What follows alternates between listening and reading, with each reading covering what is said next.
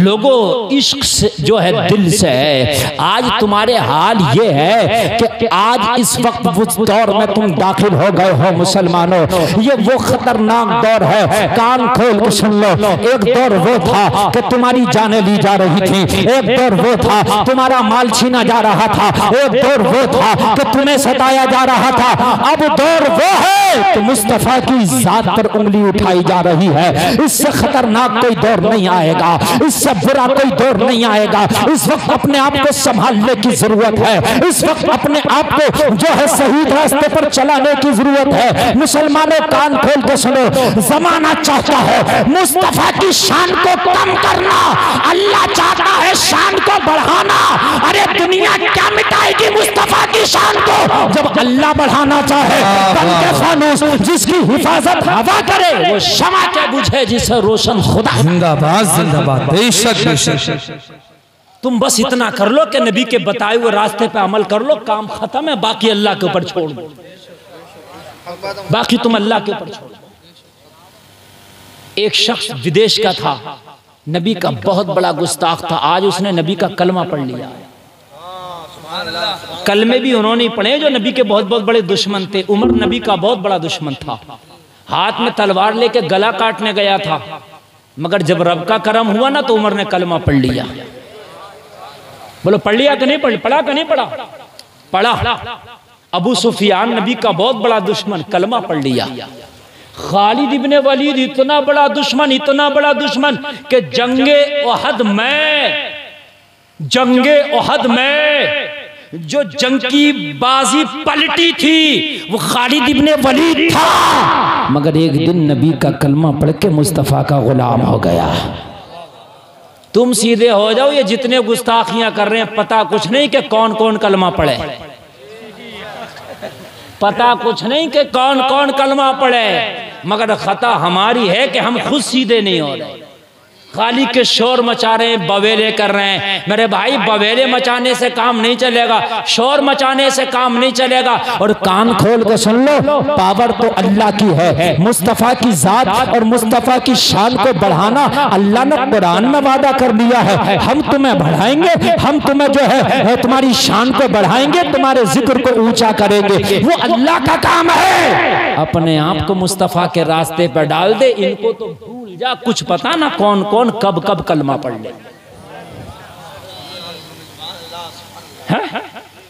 उमर कोई छोटा मोटा दुश्मन नहीं था, बहुत बड़ा दुश्मन। तलवार लेके आया था, तलवार लेके।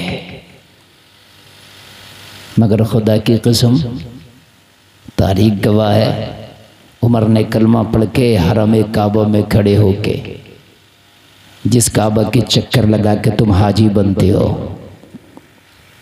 जिस संग अज़वत को चूम के अपने गुनाहों को इज़ाला करते हो, उस संग अज़वत के सामने खड़े होकर उमर ने कहा था, काबा तूने मोहम्मद की बगावत भी देखी है और आज मोहम्मद की मोहब्बत भी देख ले।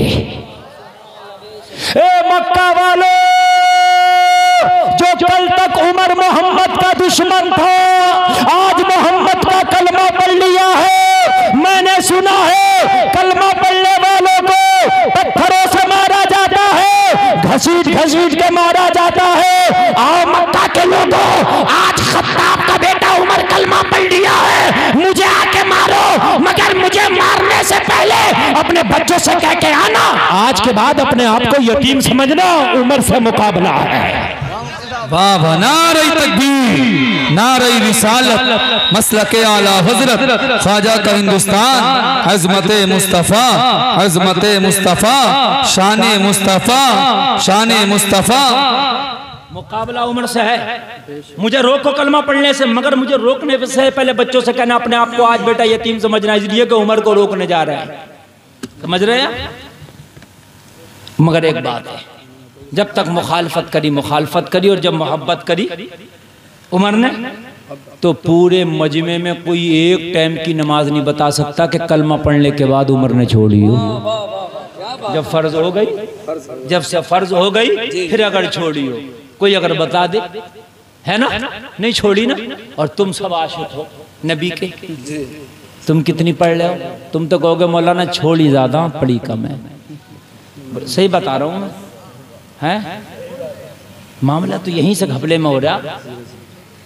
रही नबी की शान और अजमत की बात, खुदा की कसम ये तुम्हारा काम नहीं है, ये अल्लाह ताला अपने नबी की अजमत को बरकरार रखेगा, मगर ये हमें असल में ये हमारी ही सज़ा है।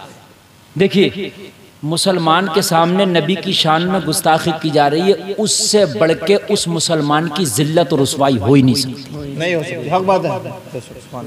इससे बदतर हमारी जिंदगी नहीं हो सकती ना। हम जिंदा हैं और हमारी जिंदगी में हमारे नबी की गुस्ताखी की जा रही है, इससे बढ़कर नहीं हो सकती। इसका इलाज लाठी डंडा तलवार गाली नहीं है, इसका इलाज ये है जितना तुम इस्लाम को मिटाना चाहोगे उतना ही हम इस्लाम पे अमल करके दिखाएंगे। अमल करो। इसका सबसे बड़ा नमूना क्या है? अमल। अगर आप अमल करोगे तो खुदा की कसम फिर अल्लाह गैब से तुम्हारी मदद करेगा।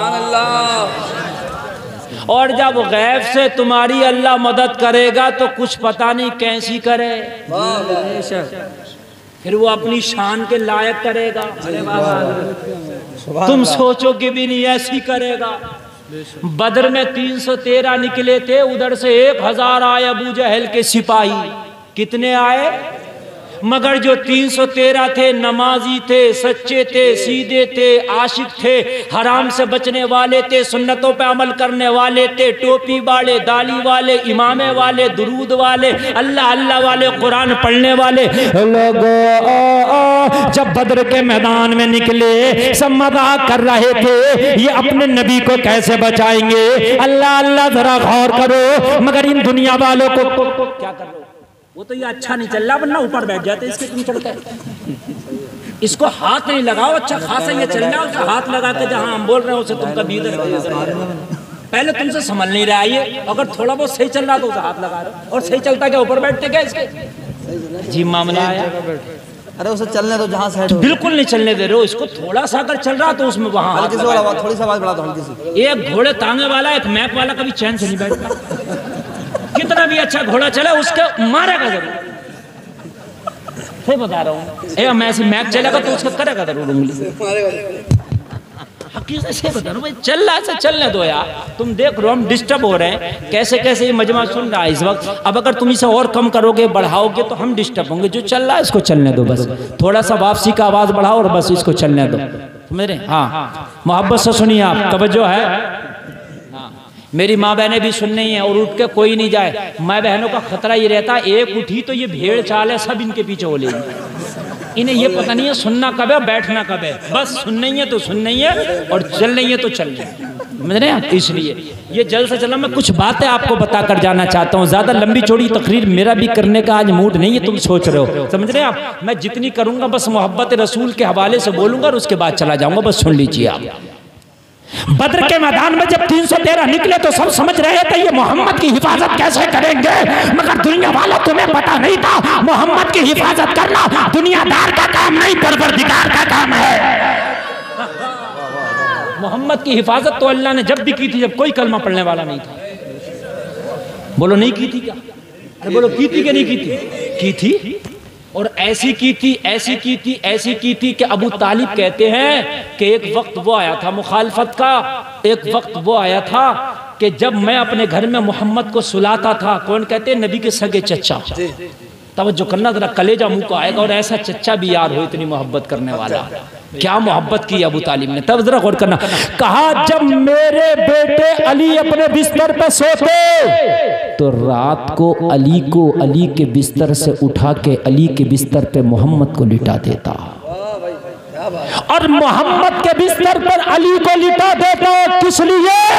कहा इसलिए ताकि कोई मोहम्मद का दुश्मन अगर मेरे भतीजे मोहम्मद पे हमला करे तो बिस्तर पे अली को पाए। ये तो मोहब्बत थी उनकी, मगर खुदा की कसम हिफाजत करने वाला खुदा था। बोलो बोलो, था क्या नहीं था?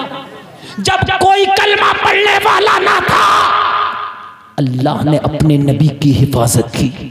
बोलो की के नहीं की? हिफाजत का ये वक्त तो ऐसा है जब हिजरत करके गए, मक्का वालों ने पीछा किया, गारे सौर में नबी ने पनाह ली, मक्का के काफिर पीछे से तलाश करते करते गए, उसके दरवाजे पे पहुंच गए। अल्लाह का हुक्म थे, देखो मकड़ी ने जाला लगा दिया। वाह वाह, क्या बात है, वाह। तुम ये टेंशन ना लो कि यार हम नबी की शान की इज्जत की हिफाजत करेंगे, तेरा काम नहीं है हिफाजत करना, तू अमल कर, तू अमल कर, हिफाजत करना अल्लाह का काम है। तेरा अमल ही सब कुछ, सबकी बोलती बंद कर देगा, समझ रहे आप? तेरा और तेरे अमल से ही तो दुनिया खौफजदा है। बुर्के पे पाबंदी, हिजाब पे पाबंदी, बोले है कि नहीं है? आजान पे पाबंदी, इस पे पाबंदी, क्यों? ये तेरे अमल से ही तो खौफजदा है। तू मैदान अमल में आ जा, खुदा की कसम खा के कहता हूं इनकी सारी बोलती बंद हो जाएगी।